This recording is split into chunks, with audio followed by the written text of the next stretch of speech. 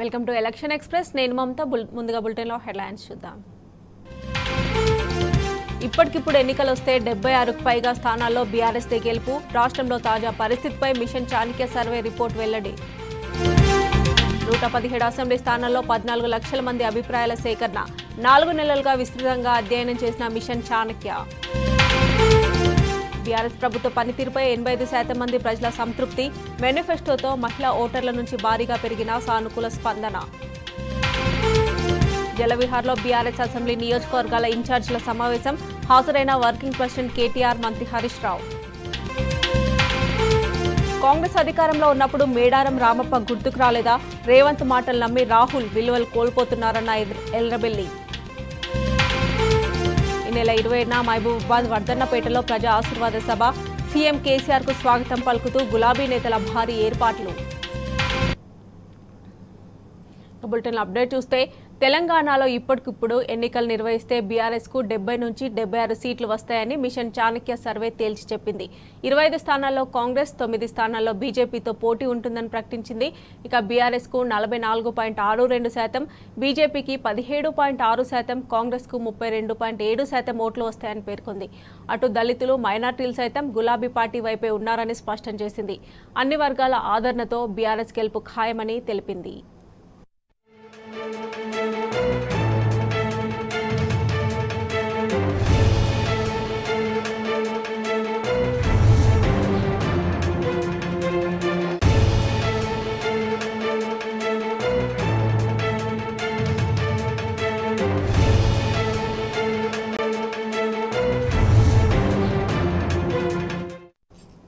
తెలంగాణలో ఇప్పటికిప్పుడు ఎన్నికలు నిర్వహించిన బీఆర్ఎస్ కు 70 నుంచి 76 సీట్లు వస్తాయని మిషన్ చాణక్య సర్వే తేల్చి చెప్పింది. ఇక మరిన్ని డీటెయిల్స్ మా ప్రతినిధి రాజశేఖర్ అందజేస్తారు. రాజశేఖర్, చెప్పండి. సారు సర్కారు గ్రేటర్ అయినా, ఉత్తర తెలంగాణ అయినా, దక్షిణ తెలంగాణ అయినా, జనాల్ని తెలంగాణలో ఒకే మాట అనేది తెలంగాణలో ఈ మధ్య కాలంలో శాస్త్రీయంగా నిర్వహిస్తున్న సర్వేలో ప్రజల నాడి చాలా స్పష్టంగా వెల్లడైతుంది. తాజాగా చాణక్య సర్వేలో ఇదే విషయాన్ని స్పష్టంగా వెల్లడైంది. నా రాష్ట్రం నా ఓటు నా నిర్ణయం అనే పేరుతో చాణక్య సంస్థ దాదాపు 14 లక్షల శాంపిల్స్ ను సేకరించింది. ఈ శాంపిల్స్ లో బీఆర్ఎస్ వైపే ఓటర్ 3 ఉన్నట్టు వెల్లడించింది. ఇప్పటికిప్పుడు రాబోయే ఎన్నికల్లో, అసెంబ్లీ ఎన్నికల్లో బీఆర్ఎస్ పార్టీకి 44.62% ఓట్లు వెళ్తాయని సర్వేలో తెలిపింది. అలాగే కాంగ్రెస్ కు 32.71% పరిమితం కానున్నట్లు చెప్పింది. ఇక బీజేపీకి సంబంధించి 17.6% ఓట్లే వచ్చే అవకాశం ఉందని ఈ సర్వేలో వెల్లడైంది.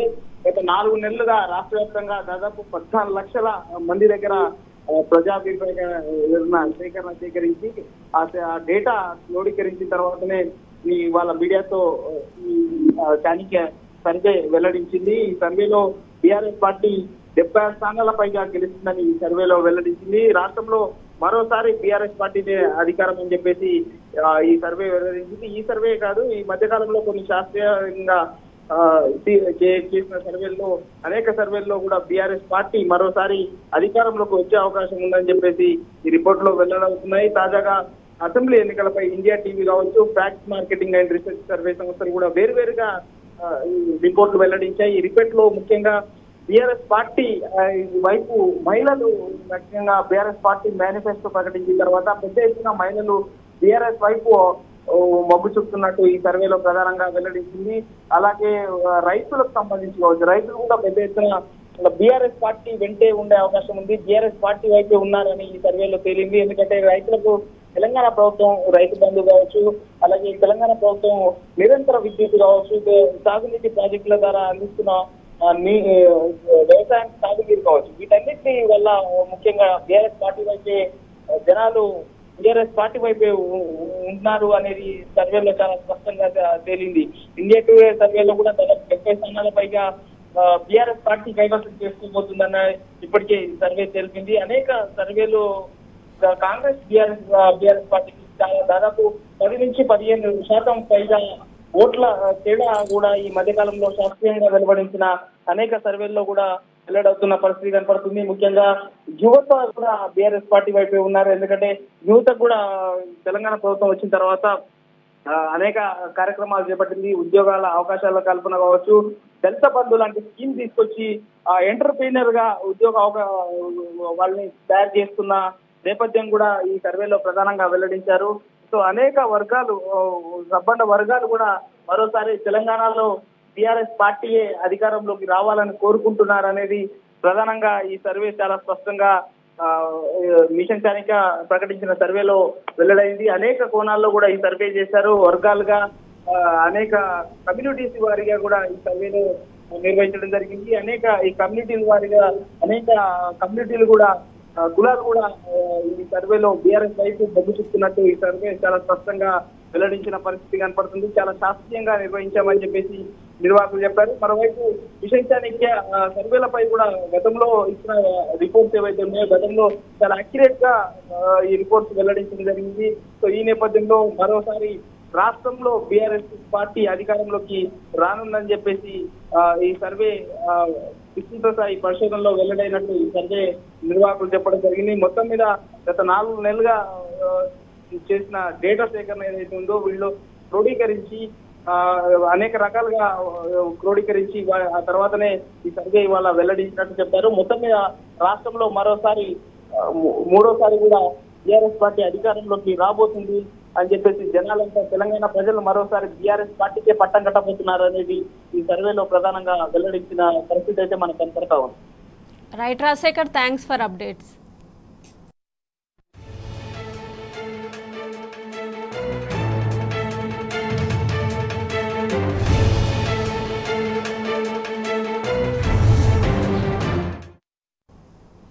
కారు సారు సర్కారు, రాష్ట్రంలో ఎక్కడైనా సరే జనానిది ఇదే మాట. వచ్చేది గులాబీ సర్కార్, హ్యాట్రిక్ కేసీఆర్ అని సర్వేలో ప్రజల నాడి స్పష్టంగా వెల్లడవుతుంది. ఇండియా టీవీ ఫ్యాక్స్ మార్కెటింగ్ తాజా సర్వేలో ఇదే తేటతెల్లమైంది. బీఆర్ఎస్ హ్యాట్రిక్ కొట్టబోతున్నదని సర్వేలు కుండబద్దలు కొట్టాయి. తెలంగాణ ప్రజలు మరోసారి బీఆర్ఎస్ కు పట్టం కట్టనున్నారని తేలిపోయింది.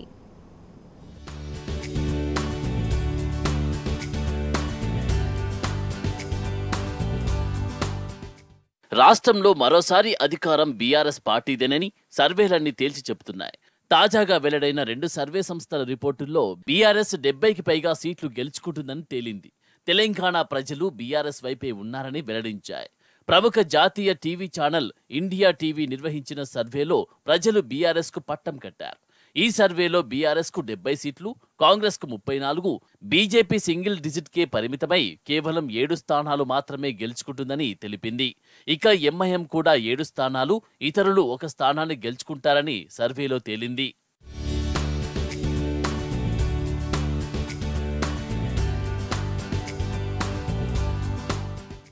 Fax Marketing and Research Services సంస్థ నిర్వహించిన ప్రీ పోల్ సర్వేలో బీఆర్ఎస్ కు ప్రజలు బ్రహ్మరథం పట్టారు. ఈ ఎన్నికల్లో బీఆర్ఎస్ ఏకపక్ష గెలిపేనని స్పష్టం చేసింది. మొత్తం 119 స్థానాలకు గాను బీఆర్ఎస్ పార్టీ ఏకంగా 73 నుంచి 78 సీట్లు గెలుచుకోబోతుందని వెల్లడించింది. రాష్ట్ర వ్యాప్తంగా 17,850 పోలింగ్ కేంద్రాల్లో 1.12 లక్షల మంది ఓటర్ల అభిప్రాయాలను ఈ సంస్థ సేకరించింది. ఇందులో మెజారిటీ ఓటర్లు బీఆర్ఎస్ వైపు నిలిచారు. కాంగ్రెస్ 25 నుంచి 30 సీట్లు గెలువగా బీజేపీ సింగిల్ డిజిట్ కే పరిమితమయ్యే పరిస్థితి ఉందని పేర్కొంది. అయితే ఎంఐఎంకు 7 నుంచి 8 సీట్లు, ఇతరులకు 1 సీటు వచ్చే అవకాశం ఉందని వెల్లడించింది. తెలంగాణలో కేసీఆర్ నేతృత్వంలోని బీఆర్ఎస్ హ్యాట్రిక్ విజయం సాధించడం ఖాయమని సర్వేలు తేల్చి చెప్తున్నాయి.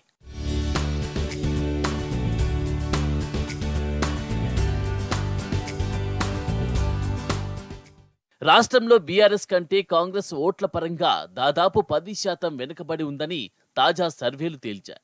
బీఆర్ఎస్ కు 42.5%, కాంగ్రెస్ కు 33.1% ఓట్లు వస్తాయని వెల్లడించాయి. అంటే ఈ 2 పార్టీల మధ్య ఓట్ల తేడా 9.4%గా ఉంది. ఓట్ల తేడా 2-3% వరకు ఉంటేనే ఆ పార్టీల మధ్య పోటీ ఉన్నట్లుగా భావిస్తారు. ఈ లెక్కన 10% తేడా ఉందంటే బీఆర్ఎస్ కు కాంగ్రెస్ ఏ దశలోనూ పోటీలో లేదనేది స్పష్టమవుతున్నది. ఇక బీజేపీ 16.3% ఓట్లతో అసలు సోదిలోనే లేదు.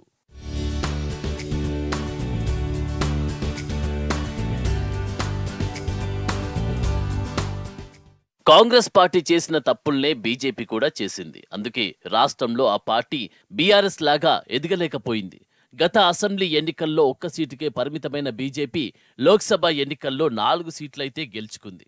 హైదరాబాద్ జీహెచ్ఎంసీ ఎన్నికల్లో 2వ స్థానంలో నిలిచినప్పటికీ ఆ పార్టీ తన బలాన్ని ఎక్కువ కాలం కాపాడుకోలేకపోయింది. ఈసారి జరిగే ఎన్నికల్లో అసలు రంగంలోనే లేకుండా పోయింది. గత ఎన్నికల్లో కాంగ్రెస్కు బలం ఉన్నప్పటికీ తెలంగాణను వ్యతిరేకించిన టీడీపీతో కలిసి పోటీ చేయడం వల్ల ప్రజలు ఆ పార్టీని తిరస్కరించారు. బీజేపీ మొదట ఓబీసీ రాగం అందుకున్నప్పటికీ ఇక్కడ బీసీ సామాజిక వర్గానికి చెందిన బండి సంజయ్ను అధ్యక్షునిగా తప్పించి కిషన్ రెడ్డికి బాధ్యతలు అప్పగించడంతో బీజేపీకి నష్టం చేకూరింది.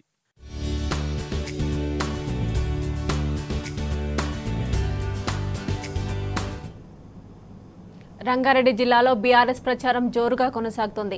చేవెళ్ల నియోజకవర్గంలో బీఆర్ఎస్ అభ్యర్థి కాళ యాదయ్య ముమ్మరంగా ప్రచారం నిర్వహించారు. పల్లెపల్లె తిరుగుతూ బీఆర్ఎస్ ప్రభుత్వ సంక్షేమ పథకాలు ప్రజలకు వివరించారు. కారు గుర్తు కోటేస్తామని ప్రజలు బీఆర్ఎస్ కు మద్దతు తెలుపుతున్నారు.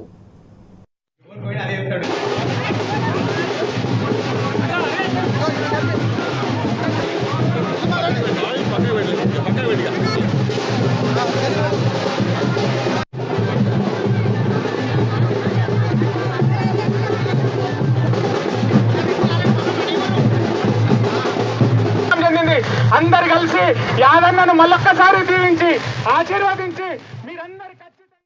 నల్గొండ జిల్లాలో బీఆర్ఎస్ లోకి చేరికలు జోరుగా కొనసాగుతున్నాయి.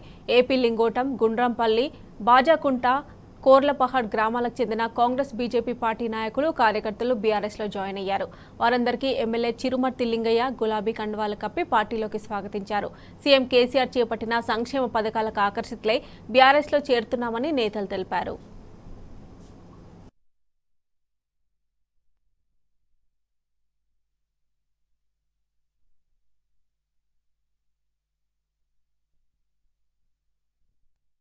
తెలంగాణ తరహా సంక్షేమ పథకాలు దేశంలో ఎక్కడా లేవని ఎమ్మెల్యే హనుమంత్ షిండే తెలిపారు.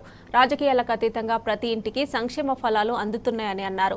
అసత్య ప్రచారాలు చేస్తున్న కాంగ్రెస్ బీజేపీ నేతల మాటలు ప్రజలు నమ్మే పరిస్థితిలో లేరని తేల్చి చెప్పారు. కామారెడ్డి జిల్లా జుక్కల్లో బీఆర్ఎస్ అభ్యర్థి ఎమ్మెల్యే హనుమంత్ షిండే ఇంటింటికి తిరుగుతూ ఎన్నికల ప్రచారం నిర్వహించగా మహిళలు మంగళ హారతులతో స్వాగతం పలికారు. ప్రజలు ఏం ఆలోచించాలంటే ఏ ప్రభుత్వం హయాంలో మనం అన్ని రకాలుగా బాగున్నాం, అభివృద్ధి చెందినాం, సంక్షేమ పథకాలు అందుకుంటున్నామనే ఆలోచన మనకు ఉండాలి. గౌరవ ముఖ్యమంత్రి కేసీఆర్ గారు 10 సంవత్సరాల కింద ప్రభుత్వం ఏర్పాటు చేసిన తర్వాత ఏమేమి సంక్షేమ పథకాలు. కాంగ్రెస్ బీజేపీ పార్టీలను మంత్రి కేటీఆర్ ఉతికారేశారు. బీజేపీ కాంగ్రెస్ ఆలుమగల బంధమని విమర్శించారు. మేం ఎవరికి బీ టీం సి టీం కాదన్నారు. మరోసారి బీఆర్ఎస్ అధినేత కేసీఆర్ ముఖ్యమంత్రి అవుతారని తేల్చి చెప్పారు. తెలంగాణలో అసలు బీజేపీ లేనేలేదని, కాంగ్రెస్ పార్టీ తమతో పోటీ పడే పరిస్థితిలో లేదని మంత్రి కేటీఆర్ చురుకలంటించారు. బీజేపీ కాంగ్రెస్ ఆలుమగల బంధమని మంత్రి కేటీఆర్ విమర్శించారు. మహారాష్ట్రలో శివసేనతో నిన్నటిదాకా సంసారం చేసిన కాంగ్రెస్ పార్టీయా బీజేపీకి బీఆర్ఎస్ బీ టీం అనేది అని ఆయన మండిపడ్డారు. మేం బీ టీం సి టీం ఏంది, మీరు ఆలుమగలు. పార్లమెంట్లో అలుముకున్నదెవరు, కౌగలించుకున్నదెవరు, కన్నుగీటుకున్నదెవరు, మొహబ్బత్కా దుకాన్ పెట్టిందెవరు అని ప్రశ్నించారు. ఎన్ని ఎత్తులు వేసినా కాంగ్రెస్ పార్టీని ప్రజలు నమ్మబోరని అన్నారు. మహారాష్ట్రలో మతతత్వ పార్టీతో పొత్తు పెట్టుకున్న కాంగ్రెస్ వైఖరిని ముస్లింలు, క్రిస్టియన్లు అర్థం చేసుకోవడం లేదా అని ప్రశ్నించారు. మొన్నటిదాకా మేఘాలయలో బీజేపీ, కాంగ్రెస్ ఒకటే ప్రభుత్వంలో పనిచేయలేదా అని కేటీఆర్ నిలదీశారు. కాంగ్రెస్ బీజేపీలు 1000% భాగస్వామ్యులని స్పష్టం చేశారు. రేవంత్ రెడ్డిని పక్కన పెట్టుకుని రాహుల్ గాంధీ అవినీతి గురించి మాట్లాడడం విడ్డూరంగా ఉన్నది. పీసీసీ అధ్యక్ష పదవిని అమ్ముకునే దౌర్భాగ్య పార్టీ కాంగ్రెస్. ఎమ్మెల్యే సీట్లను అమ్ముకునే కాంగ్రెస్ పార్టీయా మాకు నీతులు చెప్పేది? మేం విజయవంతంగా అమలు చేస్తున్న పథకాలనే కాంగ్రెస్ పార్టీ కాపీకొట్టి మేనిఫెస్టోలో పెట్టుకుందని కేటీఆర్ ధ్వజమెత్తారు.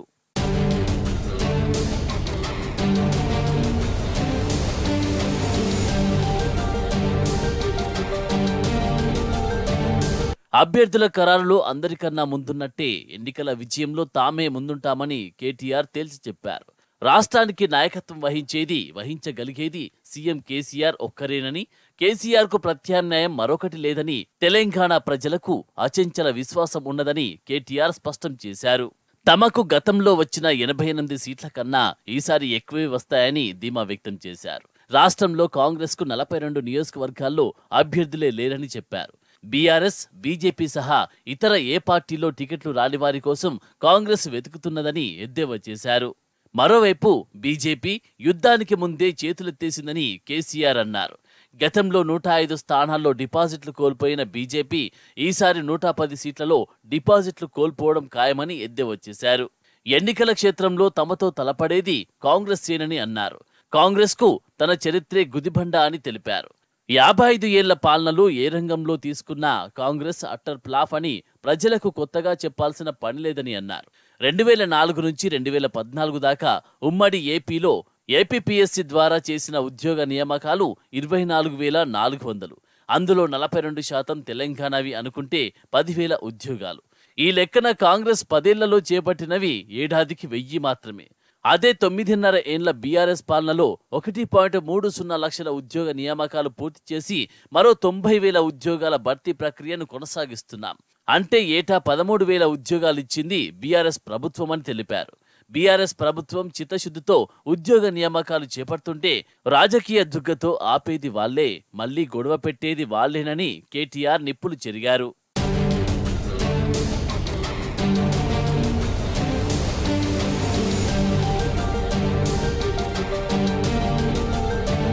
రాష్ట్రంలో ఇసుక మాఫియా ఉన్నదని రాహుల్ గాంధీ అనడం ఆయన అజ్ఞానానికి నిదర్శనమని కేటీఆర్ ధ్వజమెత్తారు. 2004 నుంచి 2014 వరకు 10 ఏళ్ల కాంగ్రెస్ పాలనలో ఇసుక మీద రాష్ట్రానికి వచ్చిన ఆదాయం 39.40 కోట్లు మాత్రమే. మా పాలనలో 5,800 కోట్లు వచ్చాయి. కాంగ్రెస్ పాలనలో ఇసుక అమ్మకం ద్వారా వచ్చిన సొమ్మంతా ఆ పార్టీ నేతల జేబుల్లోకి వెళ్లిపోయింది. శాండ్ మాఫియా, ల్యాండ్ మాఫియా కాంగ్రెస్దే. సూట్ కేసులు మోసే చరిత్ర కాంగ్రెస్దేనన్నారు. కాంగ్రెస్ పాలనలో తెలంగాణలో 3 మెడికల్ కాలేజీలు పెడితే బీఆర్ఎస్ పాలనలో 30 మెడికల్ కాలేజీలను ఏర్పాటు చేశాం. విద్య, వైద్యం, సంక్షేమం ఇలా ఏ రంగంలోనూ కాంగ్రెస్ పార్టీ మాకు పోటీ కాదని స్పష్టం చేశారు.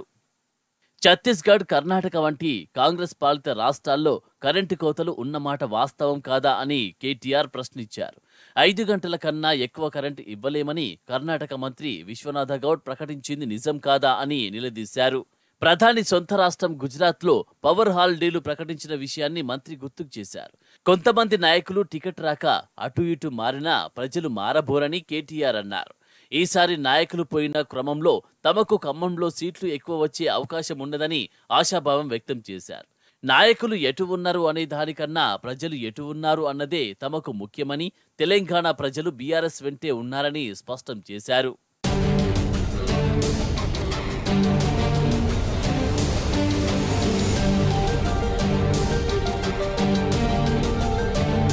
ప్రధాని నరేంద్ర మోదీ మంచి నటుడని, అబద్ధాల స్క్రిప్ట్ బాగా చెప్తారని మంత్రి కేటీఆర్ ఎద్దేవా చేశారు.